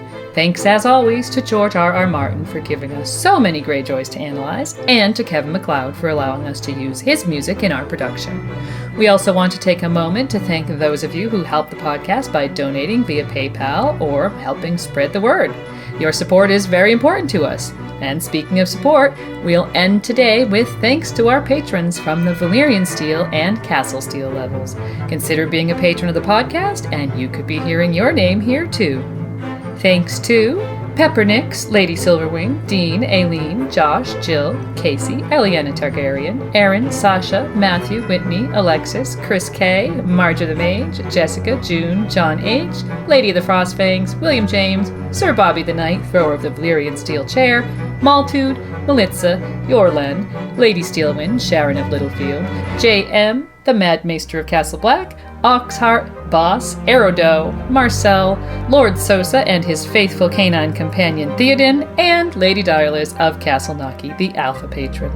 And thanks as well to Harry Krishna, Sir Kyle Dane, Wielder of Sundown, Axe of the Afternoon, Dutch, Defender of the Berm, The Red Woman, Brian, Lizzie, Phil, Lenny, Christina, Clay, Amber, Eoin Longbeard, the well-read wine gobbler from Ultima Thule, Monero Geek TV, Patrick, Scott, Tammy, Goldie Juke, Clarissa, Lady Storch, Ezra, Rachel, Joseph, Kevin, Adam, Danielle, Dennis, the Orange Man, Emma, Jeffrey, Judson, Roger, Jordana, Lauren, Cat of the First Men, Crimson Kate, Emily of the Erie, Terry, Jake, Melissa, Maria, Ryan, Stephen, Matthew, Derek, Jadzia Dane, and Lord Brandon Brewer of Castle Blackroom, Sworn Alesmith to House Stark, Grandmaster of the Zithomancers Guild, and Keeper of the Buzz. As always, let us know if I've pronounced any of your names wrong, if you have a nickname you prefer to use, or if we've left anything out. Visit RadioWesteros.com for quick access to all our podcasts. You can also find a link to our Patreon campaign, donate via PayPal, and comment on our content there. Or find us on YouTube, and of course you can connect with us via Twitter, Facebook, Google+, or Tumblr. Thanks again for joining us. We'll see you soon with another episode. Bye for now.